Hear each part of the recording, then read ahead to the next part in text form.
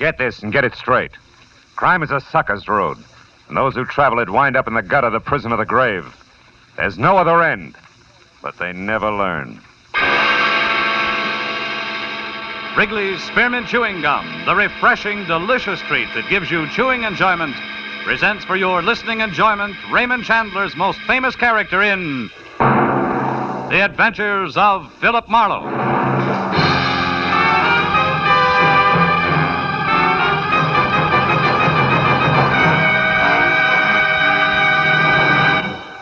To make every day more enjoyable, treat yourself often to refreshing, delicious Wrigley's Spearmint Chewing Gum.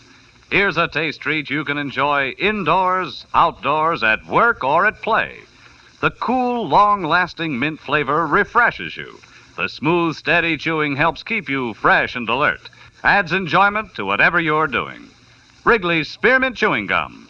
Healthful, refreshing, delicious. Now, with Gerald Mohr starred as Philip Marlowe, the makers of Wrigley's Spearmint Chewing Gum are glad to bring you tonight's transcribed story, The Last Wish.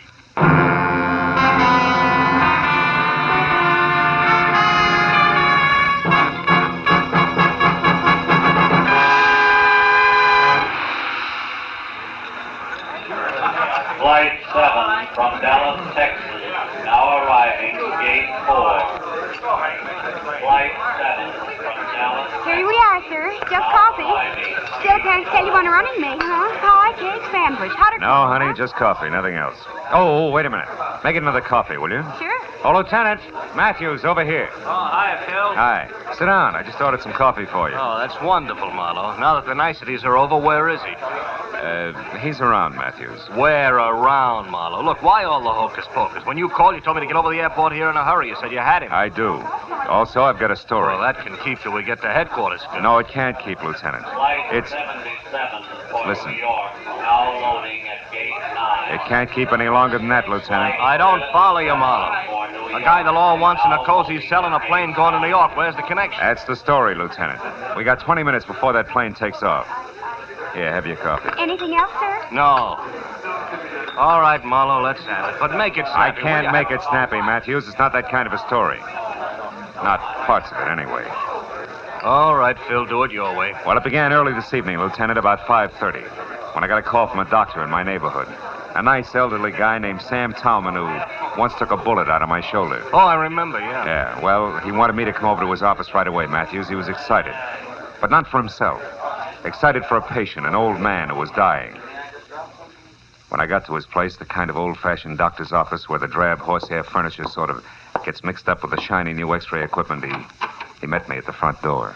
He's inside with my nurse, Phil, and he's going fast. You've got to be quick. Now, what did I tell you on the phone? Well, almost nothing, Doc, just that he's old. Yes, 70, Phil. Maybe more. Anyhow, his name's Schiller, Jacob Schiller. He's a good friend of mine from San Francisco, and he was on his way to Israel, to Tel Aviv. Oh. It was his life ambition. Sit down, Phil. Oh, thanks. He's not going to make it, Doc? Not a chance. It's his heart. He had an attack this afternoon. I can't even move him out of here. He's through. A little too soon. He wanted to go to the new country, is that it? Yes. A pioneer's measured by his spirit, not his years, he said. Anyhow, Phil, he came down here to see his son before he caught a plane tonight for New York and the first leg of the trip to Israel. And that's where you come in. I don't know where Jack Schiller is. Jack's his boy's name. Oh. But the old man would like to see him once more. It's his last wish. He knows he hasn't much time left. Uh-huh. Well, why me, Doc? Why not the police? Well, I didn't think... I mean, Phil, Well, Oh, you see, the kid doesn't sit too well with the law, huh? I'm afraid not. Excuse me. Sure. Dr. Talman, hello? Oh, yes, Mrs. Caller, yes. 1 every 3 hours, like it says on the bottle. Yes. Goodbye, Mrs. Caller. Where was I, Phil? Jack Schiller and the law, the reason they don't get along. Oh, well, you see, Phil, Jack came down here to L.A. about 3 months ago, and as his father's old friend, he looked me up. So we had him over for dinner a couple of times. But pretty soon he started coming less and less. And when he did, it was a different Jack Schiller. Smart, flashy clothes, a new way of talking. You know, big shot kind of talking. Yeah, I know. The police are dumb and there's easy money to be made. That kind of talking. And he never would say what his business was, if he had any. But believe me, Marlowe, whatever it wasn't too much on the up and up. And there was some kind of a girl mixed in. There always is. What's Jack Schiller look like, Doc? Look like? Yeah. Oh, yes. Here, Phil. A picture we took of him when he first came to the house. A barbecue we were having. He's about 30 years old. Kind of good looking, huh? Maybe too good looking, Phil. Maybe that's the trouble. Anyhow, for Jacob's sake, Phil, for my old friend, do you think you can find him? Well, that depends, Doc. What else do you know? Like last address, friend's name, favorite bar. That's the kind of information that counts. I was afraid it would be like that.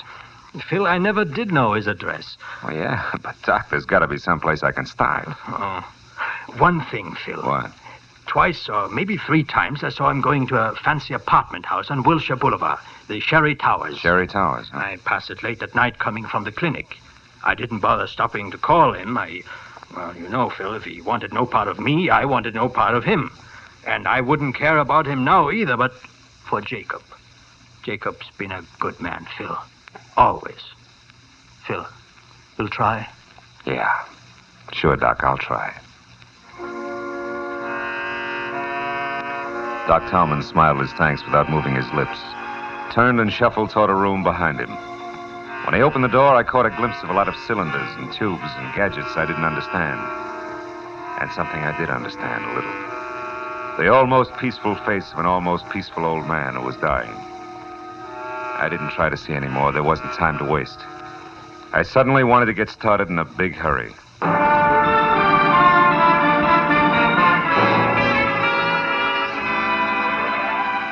The Sherry Towers on Wilshire was made out of plaster, glass, brick, and acute angles. And it was anybody's guess what held it all together. The only person in the plush lobby was a tall man with a red turkey neck who had a toothpick and a cigarette jammed in one corner of his mouth. I walked over to the receptionist. Yes, that's right. Mr. Lederman's car at 9, Mr. Kelly's at 9:30, Washington Gas. That's it, Steve. Goodbye. Oh, yes, sir. Can I help you? I hope so. I'm looking for Jack Schiller. I'm an old friend of his from out of town. I tried his place, and a neighbor said I might find him here. The neighbor was right. Mm-hmm. But you're early. Miss Grant isn't through at the club until 10 at least. Miss Grant? Mm-hmm. Peggy Grant. She sings at the Crown Club. She's the one who lives here. Didn't the neighbor tell you that, too? Yeah, but the way he said it, I thought he was kidding. You are from out of town, aren't you? Yeah, Pitchfork Corners. Well, good night, ma'am. Good night. Look for you later, Mr. Pitchfork. Oh, you big city slicker, you. Huh? Yeah? Pardon me for butting in, but I couldn't help overhearing you. I can tell you something about your friend Jack Schiller. All right, start telling. Well, let's step outside. I'd rather only you heard it. Oh, sure thing.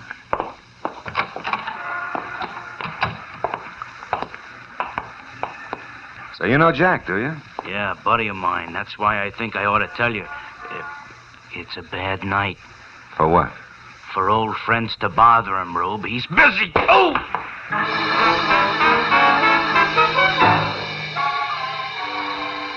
The roll of nickels, it. Turkey neck must have had clenched in his palm. Folded me fast. By the time I climbed back onto a pair of wobbly knees, he was across the street into an alley and gone. But I cheered myself up at the thought that it was better this way. After all, with Turkey Neck coming out on top, I was only a friend of Schiller's from the sticks, so nobody had to worry about. And that thought helped, all right. Helped everything from the blood that trickled out of my mouth right down to the side. I hoped it would stop by the time I got to the Crown Club. Good evening. A table for one, sir? No, thanks. I think I'll watch from the bar. Yes. Oh, tell me, Captain, does Ross Holland still run this club? Oh, yes, sir. You're a friend of Mr. Holland? An acquaintance. Oh, well, in that case, sir, I must insist. A table. Oh. Andre, a table for one, vivement. This way, sir. The chanteuse will be on in a moment, so you cannot see as well from the bar. Uh-huh, thanks. I did want to catch her, a number. But this way, sir. Sir, there is something wrong? Hmm?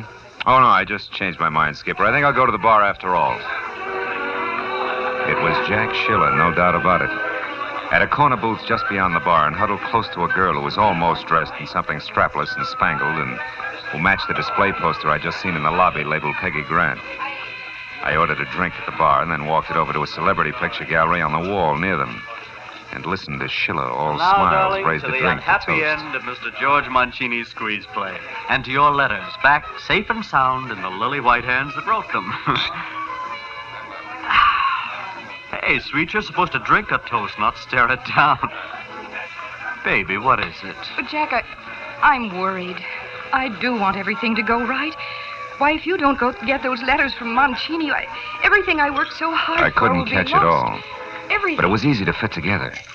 Peggy Grant, who was now going up fast as a vocalist, had once been in love with and under the personal management of George Mancini. A preserved in alcohol combination agent producer was now going down even faster.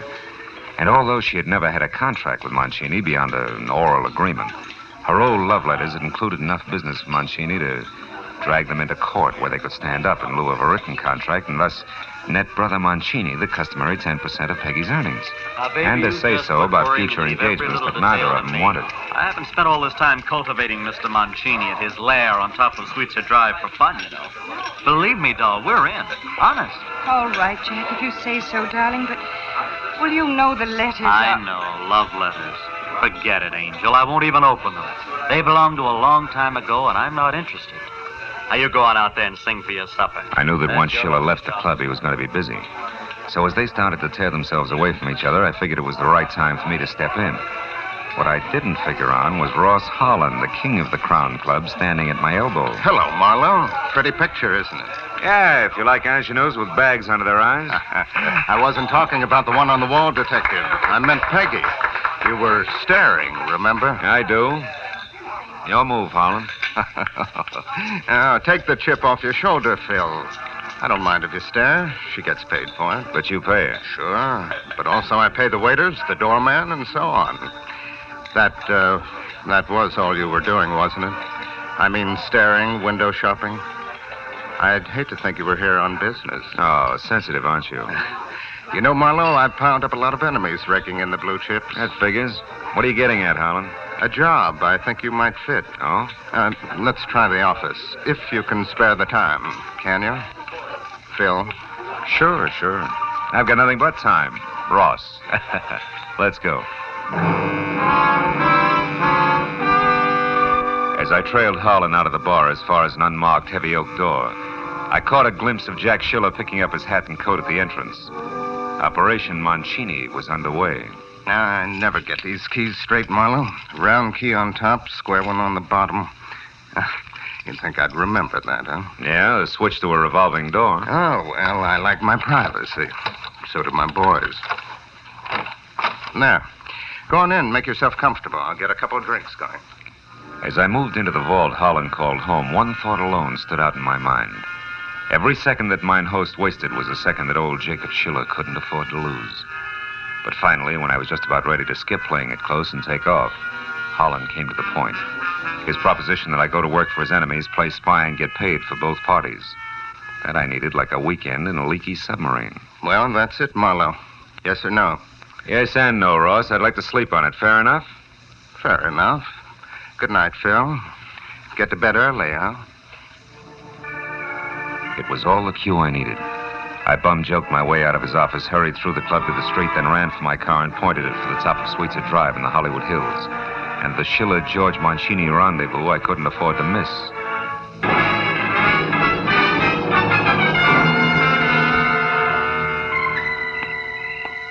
The place, which turned out to be bilious green walls under a shocking pink roof, stood out in that conservative neighborhood like a black panther in a snowbank. There was a car parked nearby, and the name on the owner's certificate wrapped around the steering wheel was Jack Schiller, which was no surprise. So when I knocked, I used the barrel of my .38. That was smart of me, but it would have been smarter if I'd pointed it the other way, behind me. Don't move an inch, mister. Oh, fine. And drop your gun right where you stand.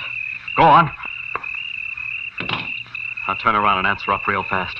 What do you want with George Mancini? Nothing. It's you, Hey, that blood all over you. What happened in there, Schiller? You didn't kill him for those lousy letters in that envelope under your arm, did you? Well, is that it? No, not quite, mister. He isn't dead. But what do you know about me? How come you know my name? Cops. Never mind. Just back off, mister. Fast. Open that door. Go on. Mancini's screaming must have disturbed the neighbors. Listen, Sheila, I'm working for Doc Skip Talman. it. Stay shut or you'll wish you had. Now go on. Get in there with him, or I'll kill you.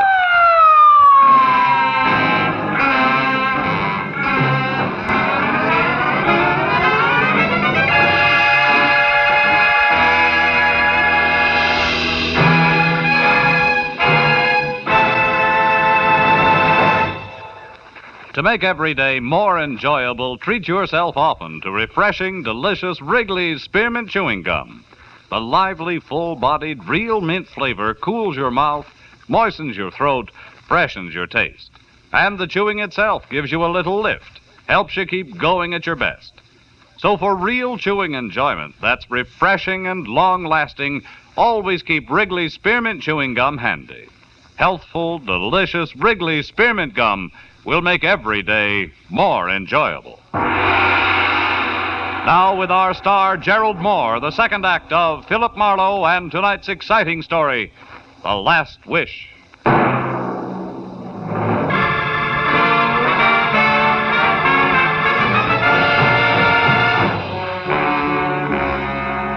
It only took one look at the unconscious pulp on the floor inside to tell me that George Mancini had tried hard to hang on to the letters. Almost too hard. I rolled him over. He was as limp as a slice of raw bacon, but still alive. I just got his shirt collar loosened up when the door behind me opened again. Easy, bud. Marlowe. Hello, Matthews. A little early for a lieutenant from Homicide. How come they sent you? They didn't. Becker and I were driving by when the call came out over the radio. Oh. One of the neighbors out here heard something and phoned in. Who is he, Marlowe? A guy named George Mancini. Uh-huh. Becker, see what you can do for him. Okay, Lieutenant. Oh, looks like he soaked up a lot of punishment. He did, but not from me, Matthews. Oh, no? What were you, Marlowe? Referee? Who did it? It was over when I got here. And the guy who did it didn't give me much time to talk. He had a gun. All of which still doesn't answer my question. I don't know his name. His occupation is loving a blonde. Is that why you're here, the blonde? Yeah, more or less. She was afraid of Mancini. He had some letters. Letters, huh? Which are long gone now, no doubt. No doubt. What's the blonde's name? Hey, Lieutenant. Hmm? I think we better have an ambulance. This guy a long ways out. Okay, take care of it, Becker. Yeah, okay. Well, Marlowe. Now, look, Matthews, nothing's actually happened so far but this beating, and it's probably well-deserved. But the situation's touchy. Girl's worried silly if a name gets mixed up in a thing like this. All right. Now, listen to me. I want the guy who dished up this mess. Either that or the whole story down at headquarters. Now, which? Okay, you'll have him, but just give me a little time alone and I'll deliver him on a platter. Oh, not I again. promise. 930, top of the hill. Oh, come on. It means a lot to me, Matthews. Okay, Marlowe. Just see this doesn't blow up when you kiss her. And don't get lost, understand? Outside, after I found my gun, I climbed into my car and headed for Peggy Grant's lush apartment house again. When I got there, I parked away from the place and skirted the front entrance. I was sure that by now the pretty face at the switchboard would be well primed for a tip-off. I went along the side of the building toward the service entrance at the back. The glow of a match from the shadows in an alcove stopped me. It was the turkey neck, Jack Schiller's quick-fisted helpmate, lighting a cigarette. I eased my .38 out and moved toward him. When he finally heard me, he turned. Hey. But by then he was looking right down the muzzle of my gun. Easy, now, easy, chum. Still, Soul, it's a bad night for seeing old friends, chum. You got me nailed down, brother. You don't have to take my word for nothing. But listen, whatever your angle is, let it rest. Leave the kid alone for a while. Otherwise, you do for nothing but trouble in large doses. You're kidding. Yeah, you bet I'm always kidding. You got more nerve than brains, Buster! You can't pull that twice! Go fry your ears. You're making a cloud on the skull almost fun. Hey, wait a minute. All that stuff spilled on the walk there, it fell out of your pocket, didn't it? Didn't it? So what? So you don't have to say another word, watchdog. I'm beginning to get the whole thing all by myself. Sure. And what's more, you yellow jerk, I don't like it! The two small items I'd just seen on the walk made swinging the flat side of my gun butt against his head a distinct pleasure. They also made getting in the service door and up the stairs two at a time to Peggy Grant's apartment a definite gratification. Because now I had a Jim Dandy hunch on exactly what to expect. Come on, princess, open up. Who are you? A cop? Expecting cops, Miss Grant? Not exactly. The milkman doesn't carry a gun, and my friends all use the front door. I'm the informal type. Where's Jack Schiller? Right behind you, mister. Again. This time, lay your gun on the table. Go on. Sure. You're slightly better than the guy downstairs. I got by him with no trouble at all. What's that? What guy? Why, you mean Peggy didn't tell you about the watchdog? What is this? Go ahead, Princess. Tell him about the turkey neck character with orders to keep everybody away while Jack makes a fool of himself. Darling, get this idiot out of here. This is a trick. Why not also tell him who your real boyfriend is, baby? Why, you lousy... You should have learned a little from what happened to that skunk Mancini. Now go on back to him and tell him if he tries anything else like this, I'll go over him again. Right from the beginning. My. Aren't we spunky tonight? Now, look, Schiller, I want you to listen, and I haven't got all night. There's a guy downstairs who was sent out to see that nobody interfered while you played perfect pigeon. It was you who risked getting plugged when you went in after those letters. I want you were sucker enough not to read. Now it's you who's in a big jam with the police. And what's more, I found out that guy is one of Ross Holland's boys. Oh, you liar, get out of here. Oh, Jack, make him go away, please. Wait a minute. What's Ross Holland got to do with this? Nothing, Hal. They 10-1 those letters were written by Holland, not Dreamboat here. And that they set him up for a squeeze and have nothing whatever to do with their dubious career as a singer. If you got any sense, Schiller, read one. Jack, you gave me your word. Oh, don't be a child, darling. Can't you see what he's trying to do to us? Just take one look at one signature, Jackson. If I'm wrong, you can split my other lip. No, Jack, don't. Get the letters, Peggy. At least I'm going to know who wrote them. All right. If that's the way you want it, Jack, that's the way it'll be. Jack, my gun. Don't move, either one of you. Drop it, Jack. I mean it. Peggy, what are you doing? Drop that gun. Well, mister, you sure wrecked a lovely setup. Why, I don't know. But it won't do you any good. I'm leaving, and I'm taking these letters with me. And it's true what he said. Of course it's true, all of it. These letters were written by Ross Harlan back when Mancini was his partner, and they're loaded. With them, Mancini could cut himself in for half of every cent Ross had. And Ross couldn't trust anyone but me to get them back for him. Stay where you are. Don't feel too bad, Jackie boy. You have to live to learn. Maybe you won't be a dope all your life. Peggy, let her go. Oh, shut up. You were right, so you made your point.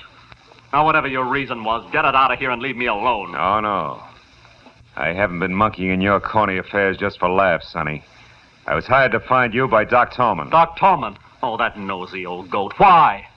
Your father's in town. He's had a heart attack, a bad one. My father? Yeah. He wants to see you. I told Doc Talman I'd bring you back, and that's what I'm going to do regardless. Now get going.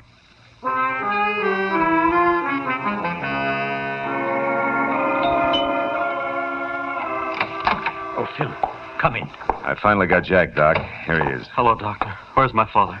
Back in the bedroom. I'll go right in and see him. Jack. What? What is it? What's the matter? Jack, your father's dead. He passed away 20 minutes ago. Oh, I'm sorry, Doc. Dead? Oh, Pop. Pop. Here, my boy. Sit down. 20 minutes. Just about the time it took to beat a chiseler out of a bunch of letters and argue with a cheap two-timing blonde. Try to get hold of yourself, my boy. We knew you'd have come if you could have. Your father's last thoughts were of you, son. He was very proud of you. Don't, Doc, please. I'll run along, Doc. I got a phone call to make. Oh, wait a minute, Marlowe. Huh? You can't leave thinking like you do. Not now, with Pop dead. I don't know what happened to me these last few weeks. I can't understand how I got in so deep. She had me, I guess. I'd have done anything she asked. You're not the first guy that's happened to. I doubt that you'll be the last. Yeah, but I've got to square myself now. I've got to. And I want to start with the police. You really mean that? I never met anything more in my life. I'm not really a wise guy, honest. So what's this about the police? I'm in a jam, Dr. Talman, a pretty bad one. Because you got too much nerve and too much energy. All you need is the right place to spend them. That gives me an idea. Is Jack your real name? No, it's really Jakob, like my old man's. Oh. Doc, where's that plane reservation for Jacob Schiller? Here. I have it right here. Wait a minute. You mean... Yeah, you're catching that plane. With luck, you may make it all the way. Oh, but you're letting me go, Marlowe. You'll be in a jam yourself. Well, I think I know a pair of strong shoulders I can dump the responsibility onto. Let's go, kid.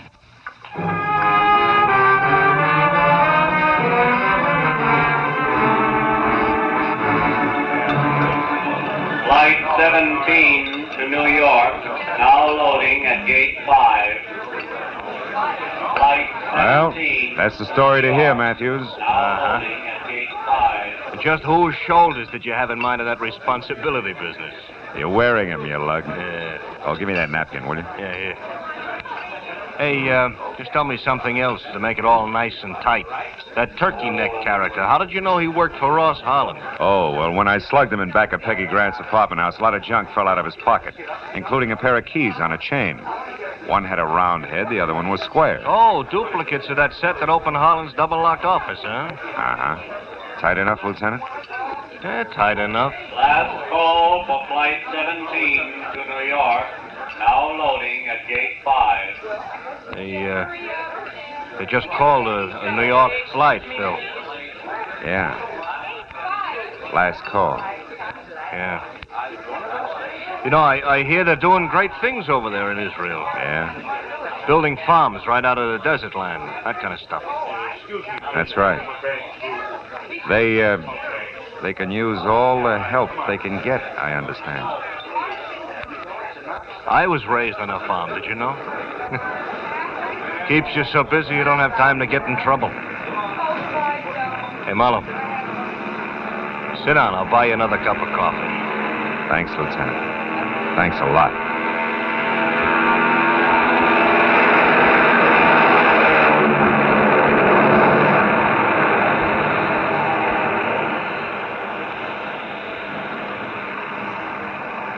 We watched the plane take off, swing in heavy, thundering grace, and head east. I guess we were both thinking the same thing. Two Jacob Schillers were on their way to the fulfillment of a promise. The old and a new promised land.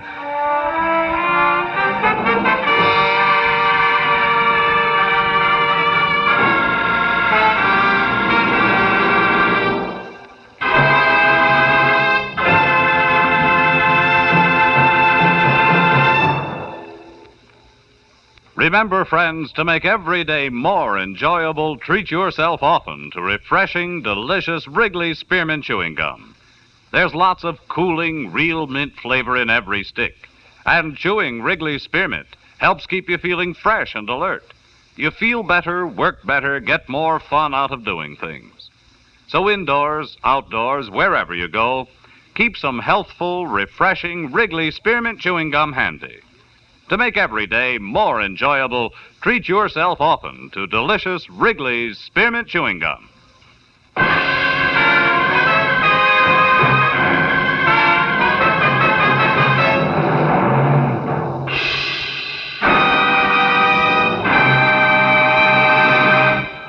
The Adventures of Philip Marlowe, presented by Wrigley's Spearmint Gum, bring you Raymond Chandler's most famous character and star, Gerald Mohr. Philip Marlowe is produced and directed by Norman MacDonald and written for radio by Robert Mitchell and Gene Levitt. Featured in the transcribed cast were Jack Edwards, June Foray, Larry Dobkin, Harold Deerenforth, Jack Crucian, Lynn Allen, and Stan Waxman. The special music is composed and conducted by Richard Arant. The makers of Wrigley's Spearmint Chewing Gum hope you've enjoyed tonight's adventure of Philip Marlowe and that you're enjoying Wrigley's Spearmint Gum every day.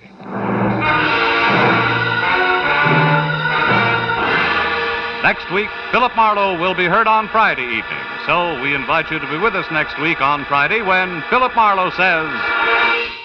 This time I found an old friend in the morgue.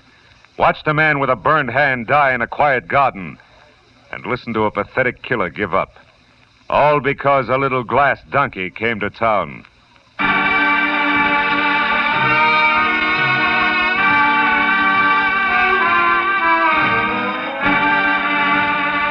This is Bob Stevenson speaking, and this is CBS, the Columbia Broadcasting System.